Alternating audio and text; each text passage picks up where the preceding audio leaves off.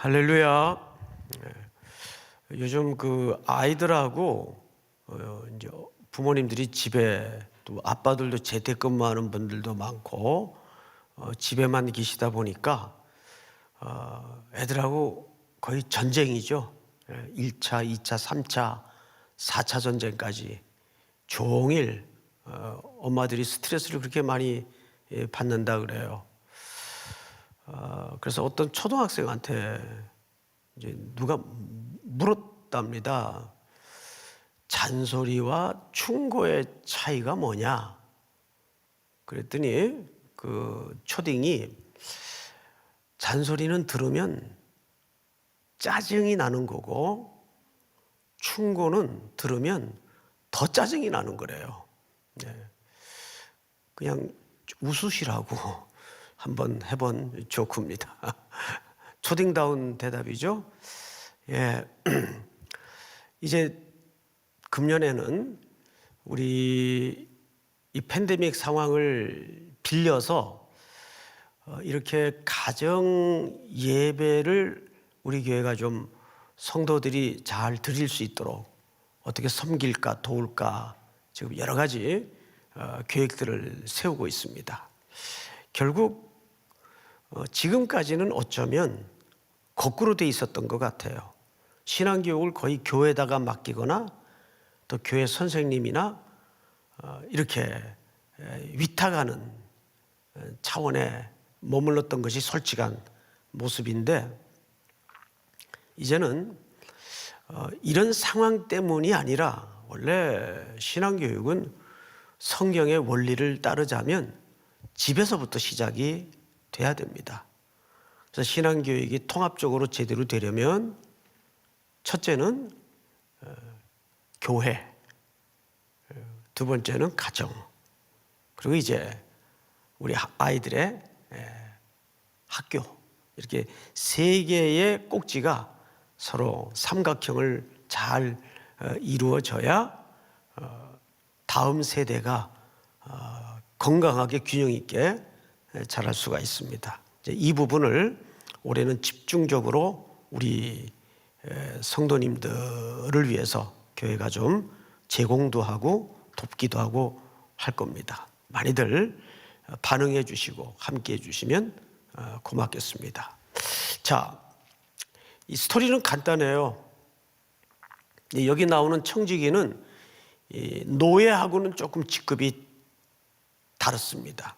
어느 정도 주인의 재산 정도를 관리할 수 있는 고난을 부여받은 그런 이제 청지기죠.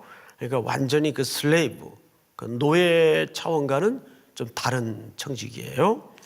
자, 그런데 어느 날 들었어요. 무슨 소식을 들었는가 하면 주인이 1절을 보세요. 또한 제자들에게 이르시되 어떤 부자에게, 자, 우선 우리가 성경을 읽을 때는 이 이야기의 첫 번째 청자가 누구냐, 이게 굉장히 중요해요. 그럼 오늘 누가복음 16장 1절을 보니까 예수님이 이 이야기를 첫 번째 누구에게 하신 거예요? 제자들. 불신자들이 아니에요. 제자들이란 말이에요. 그럼 이 제자 그룹은 오늘날 누구와도 같은 개념일까요? 교회 또는 성도들과도 같은 개념이란 말이죠. 제자들에게 이르시되 어떤 부자에게 청지기가 있는데 그가 주인의 소유를 낭비한다는 말이 그 주인에게 어떻게 했다? 들렸다. 보고가 됐어요. 보고가. 주인이 그를 불러 이르되, 예수님의 비유는 계속 이어지고 있는 겁니다. 내가 네게 대하여 들은 이 말이 어찌 됨이냐? 네가 보던 일을 세마라 청지기 직무를 계속하지 못하리라. 그러니까 실질적으로 해고 통보가 전달이 된 거죠. 모든 사실이 진실로 드러났고, 여기 첫 번째 우리가 기억해야 될 것은 이 불의한 청지기가 또는 옳지 않은 청지기가 한 일이 드러났어요. 이게 첫 번째 우리가 기억해야 될 단어입니다. 드러난다는 거죠. 그래서 그 청지기에게 네 보던 일을 세마라, 이 직장으로 얘기하면 해고, 통보가 주어진 겁니다. 자, 이제 해고 날짜까지는 이 청지기에게 아직 그 직무에 대한 권리 또는 권한이 부여돼 있어요. 날짜가 뭐 며칠이든 얼마든 아직 남아 있습니다. 자, 이제 공은 청지기에게로 넘어갔어요. 어떡하나. 여기서 쫓겨나면 어떻게 살아야 되지? 고민에 빠져 있다가 머릿속에 전구불이 확 들어오는 기발한 아이디어 하나가 생긴 겁니다. 아하, 그러면 되겠구나 하고 생각한 내용이 뭐냐 하면 성경을 잘 보십시다. 3절, 청지기가 속으로 이르되 주인이 내 직분을 빼앗았으니 내가 무엇을 할까? 자, 한번 따라서 해볼까요, 우리 성도님들? 내가 무엇을 할까? 예, 이것이 어쩌면 한 해를 시작하면서 우리가 고민해야 될 자신을 향한 질문일 수도 있습니다. 자, 내가 무엇을 해야 되나? 무엇을 할까? 그러다가 이 청지기 머릿속에 기발한 생각이 떠올랐는데 마저 읽고 이야기를 좀 이어갑시다. 땅을 파자니 힘이 없고 빌어먹자니 부끄럽구나. 두 가지를 고민했었어요. 나가서 노동을 해? 노동도 쉽지 않은 건데. 여러분 노동해서 생계를 하시는 분들을 너무 우리 한국 사람들은 이상하게 선비 사상 때문에 그런지 몰라도 하대하거나 우습게 보는 경향이 있습니다. 사실 노동 그 아무나 하는 거 아니에요.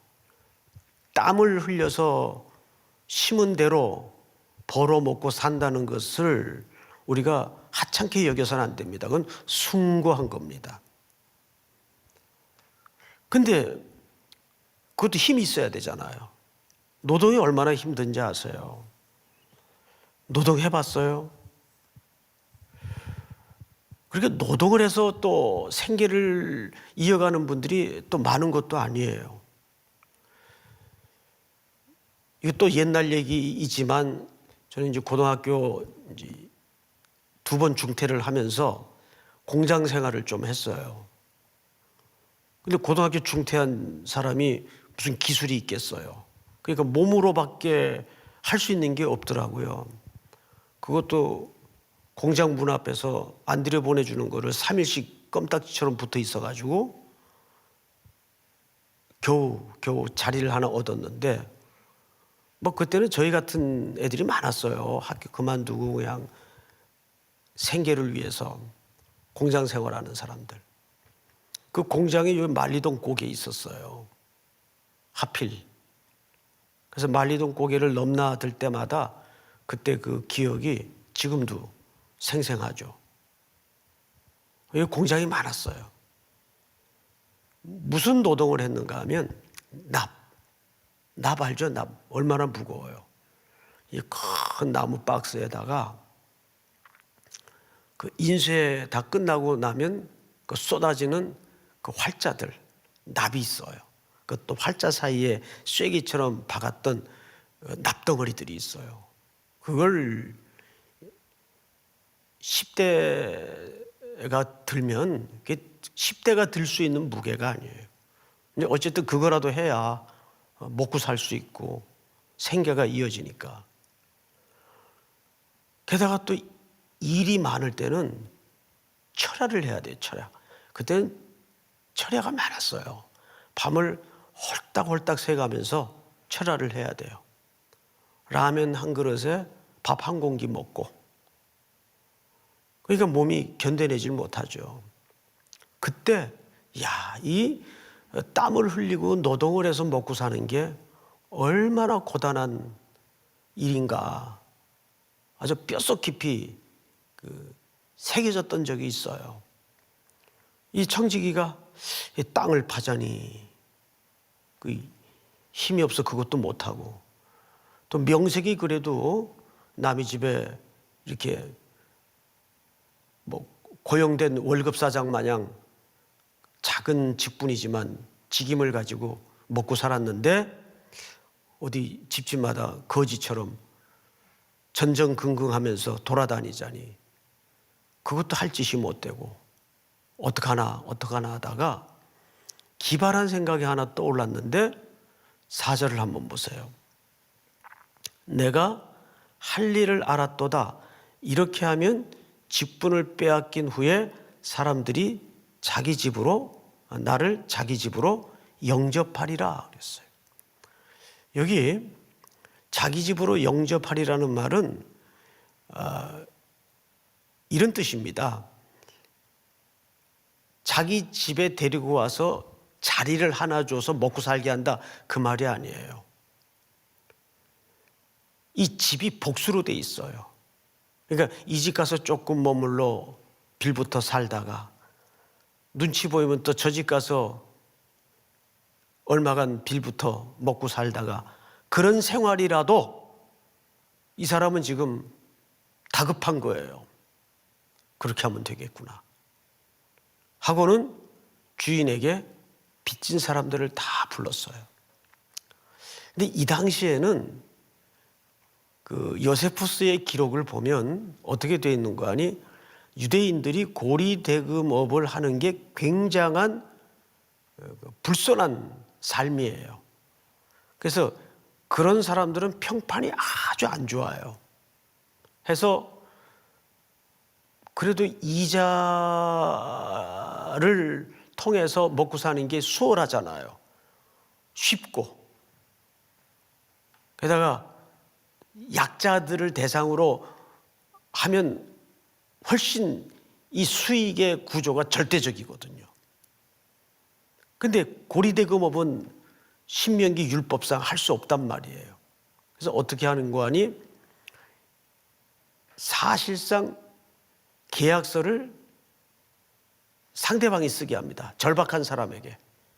그리고 그 문건은 주인이 가져요. 근데 그 내용이 어떻게 됐는가 하면 이자는 안 받아요. 대신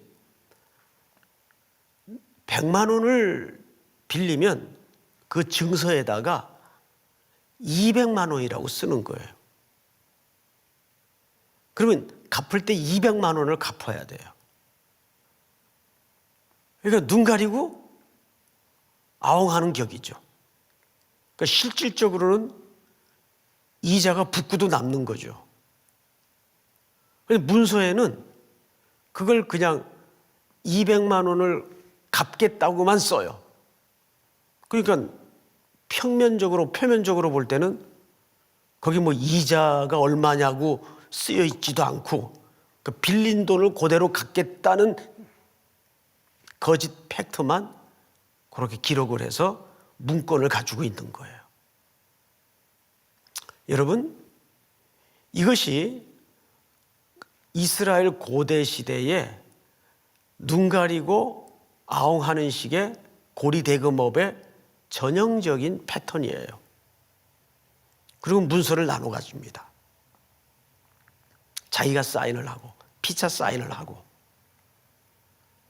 다 불렀어요. 얼마 빌렸어?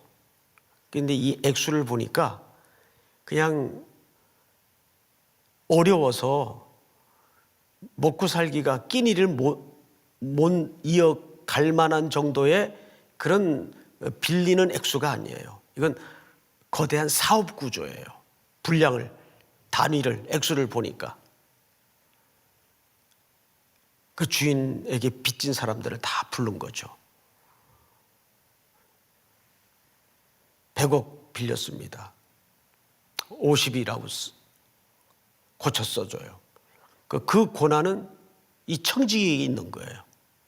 청지기에게. 근데 계속 보세요. 이 청지기는 1차적으로도 주인의 재산을 허비한 사람이에요.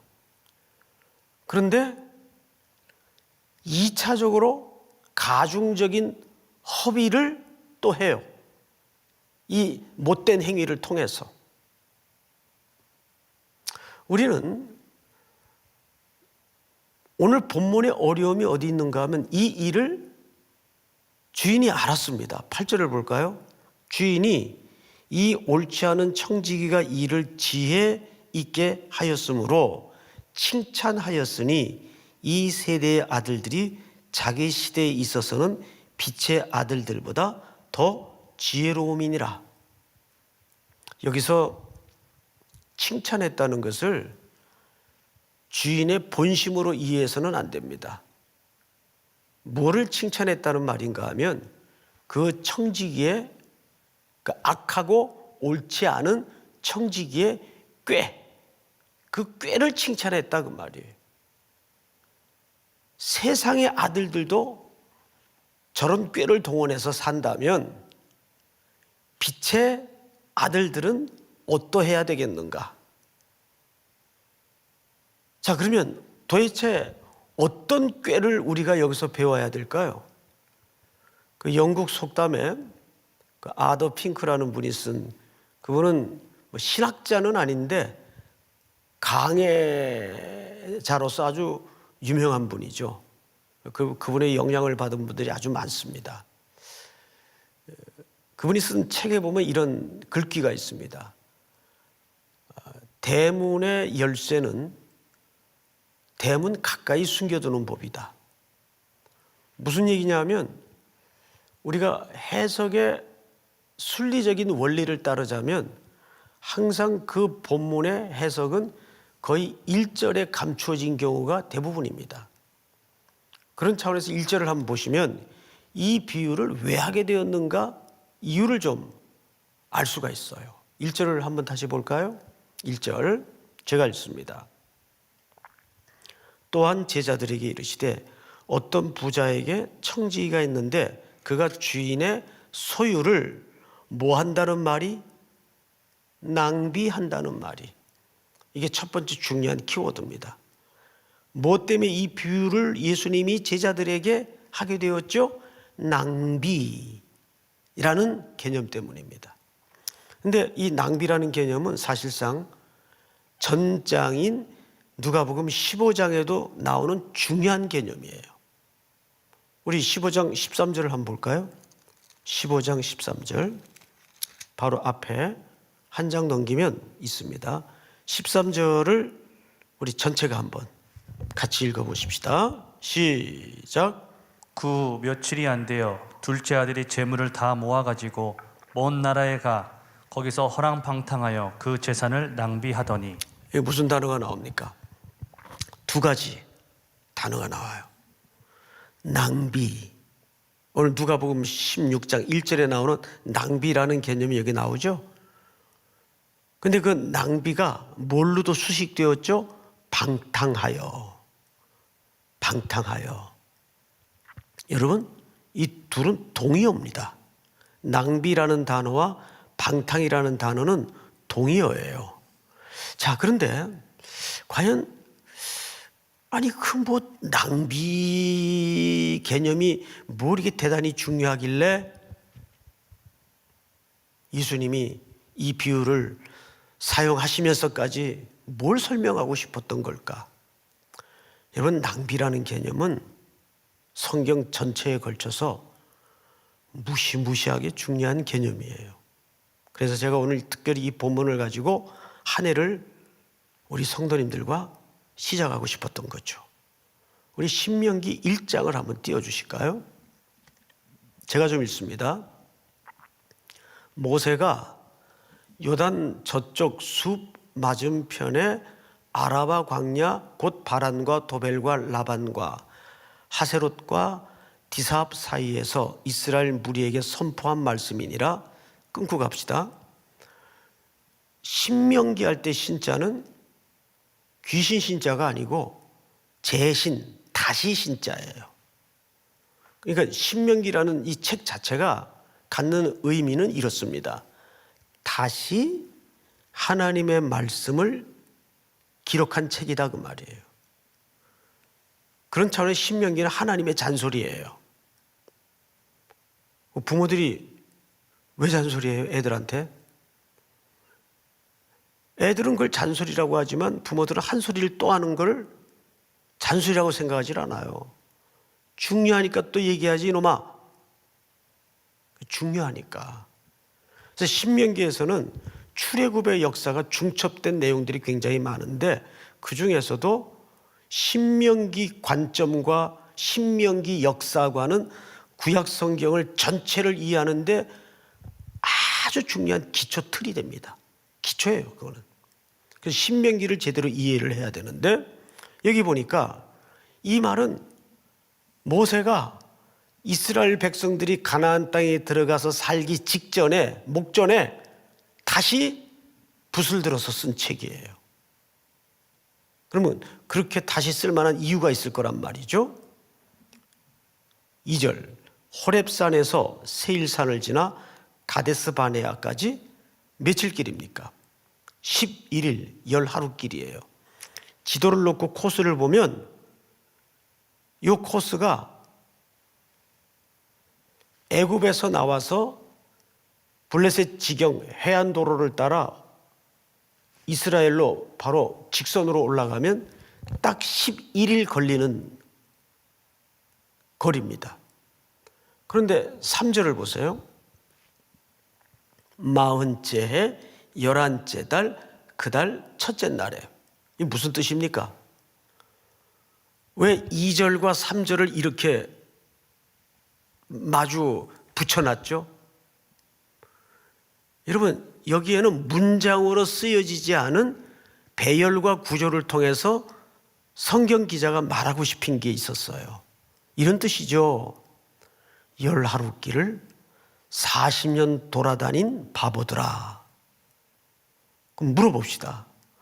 10하루면 들어갈 길을 40년 돌아다닌 걸 뭐라 그래요? 뭐라고 합니까? 낭비. 그게 낭비예요. 그게 허비예요. 그러면 그 허비와 그 방탕과 그 낭비는 이스라엘 백성들이 어째서 불가피한 낭비가 이루어진 거죠? 불순종, 불신, 불신앙. 40년 광야를 뺑뺑 돌아다닌 그 족적을 따라가 보면 그때마다 하나님을 신뢰하지 않았어요. 빵을 내라, 떡을 내라. 고기가 그립다. 왜 마늘이 없냐? 가는 길 멀다 하고 불평, 불만이 늘 이스라엘 공동체 안에 있었어요. 그래서 만나도 왜 줬다고요? 하나님이 자기의 능력을 드러내고 기적이란 이런 거야 하기 위해서 주신 게 아니에요. 이스라엘 백성들이 빵만 해결되면 우리가 하나님 얼마나 폼나게 멋지게 섬길 수 있는지 알아요? 그래? 너희는 못한다라는 것을 확인시켜 주기 위해서 매일 만나를 줬어요. 배 터지게. 만나무침, 만나볶음, 만나도리탕. 아주 이빨 사이에 고기가 끼도록.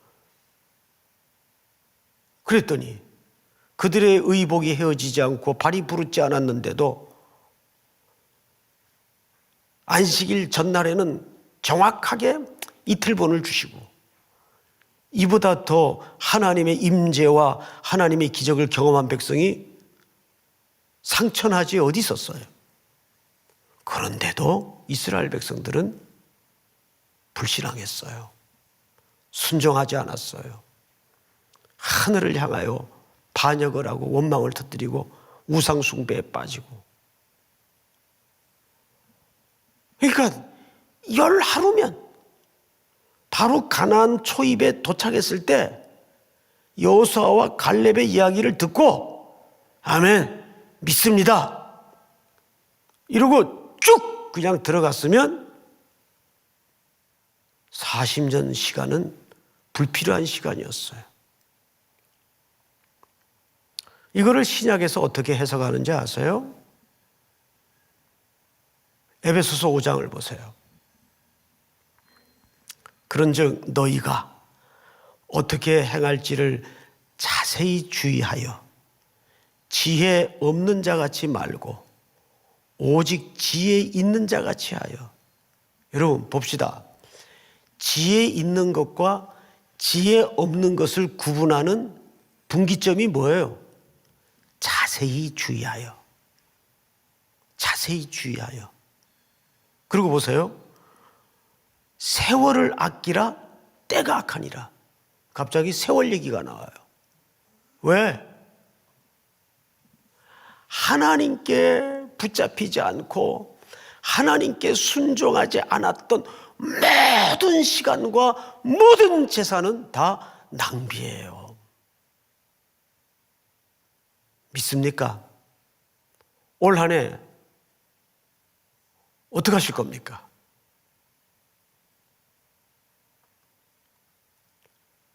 지금 예수님이 이 비유를 꺼내든 이유가 낭비라는 개념 때문에 꺼내든 거예요.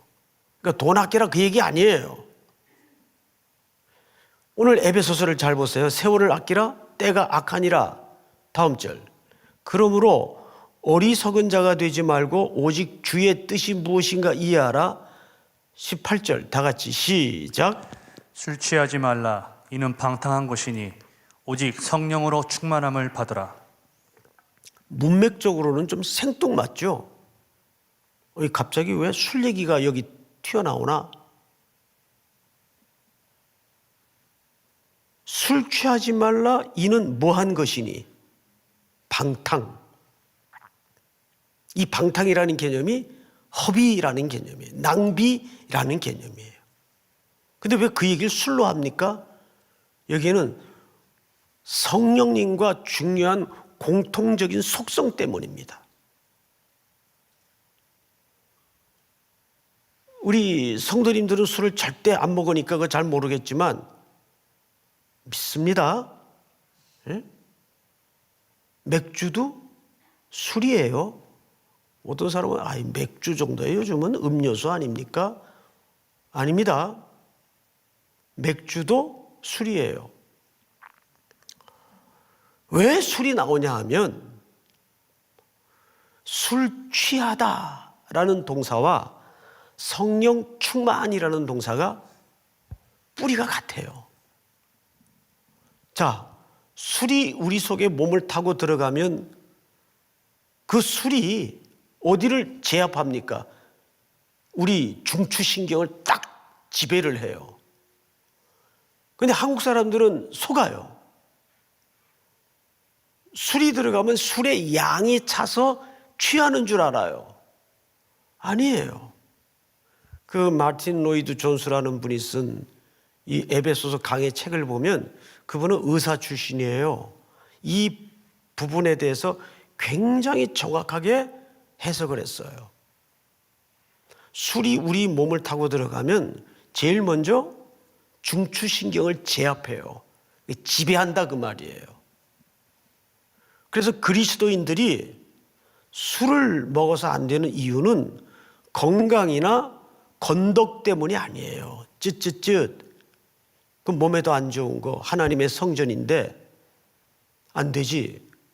그런 건강의 문제나 그 덕이 안 돼. 그런 건덕의 차원이 아니에요. 그보다 훨씬 차원이 다른 높은 의미가 있단 말이에요. 술이 들어가면 우리를 지배하잖아요. 그래서 술 취하지 말고 그 말은 예수 그리스도의 피로 거듭나고 구속함을 입은 성령의 통치와 지배를 받은 그리스도인들은 이제는 어떤 것에도 인생의 주도권을 이양하거나 내어주어서는 안 된다 그 말이에요. 그리스도만이, 성령만이 너희들을 지배하도록 그분의 지배 아래 생의 주도권을 맡겨야 된다 그 말이에요.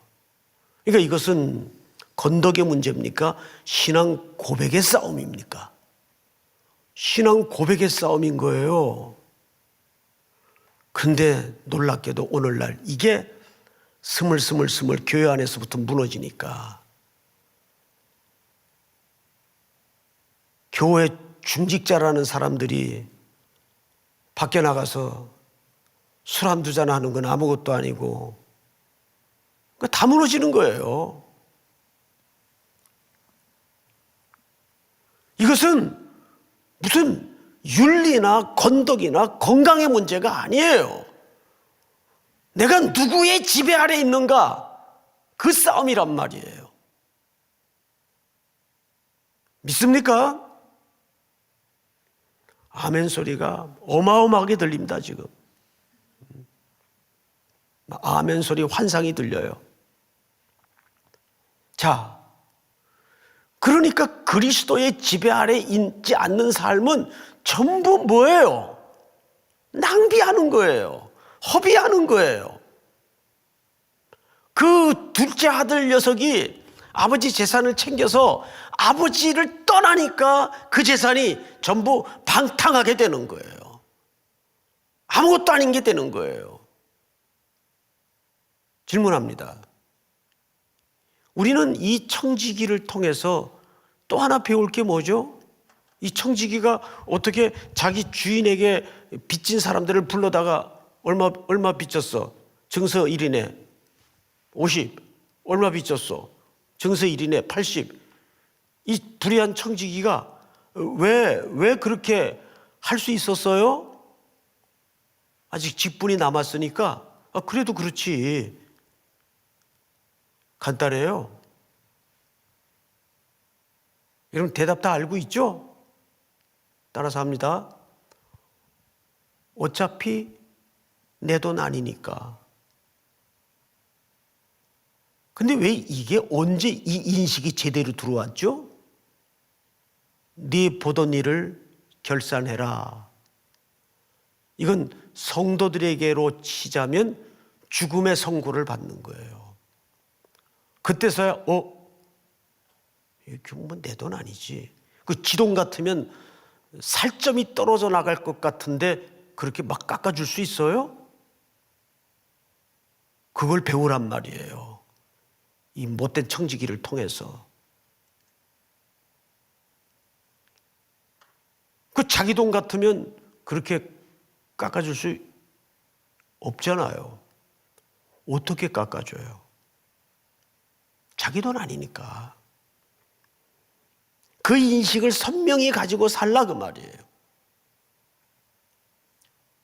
여러분 죄송하지만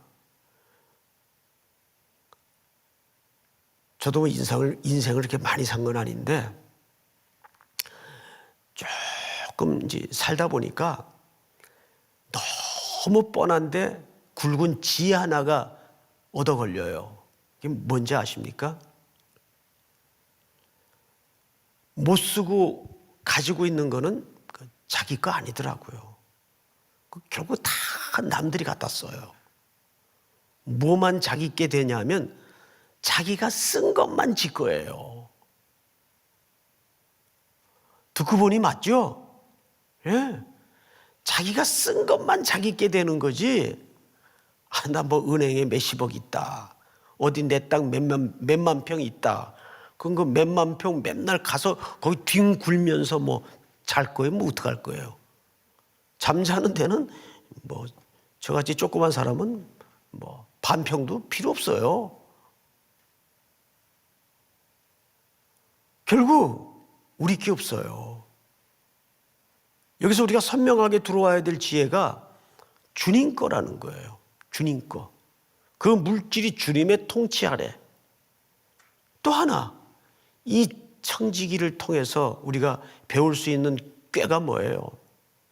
이 사람은 쫓겨난 다음에 갈 곳을 어쨌든 준비를 해요. 에? 쫓겨난 다음에 갈 곳을 어쨌든 준비를 해요. 그런데 우리는 이 땅의 만세반석 마냥 영원할 것처럼 나누지 못하고 붙들고 있고 아니에요. 올 한 해 우리는 이 누가복음 16장에 나타난 불의한 청지기를 통해서 한 해 옛적 길, 그 선한 길이 무엇인가?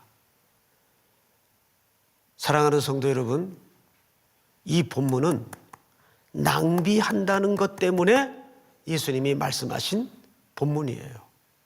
그분의 통치 밑에 올해도 여러분들의 행보와 걸음이 더욱 견고해지는 순례길이 될 수 있기를 주의 이름으로 축복합니다. 우리 찬양 하나 하죠. 주님 다시 오실 때까지.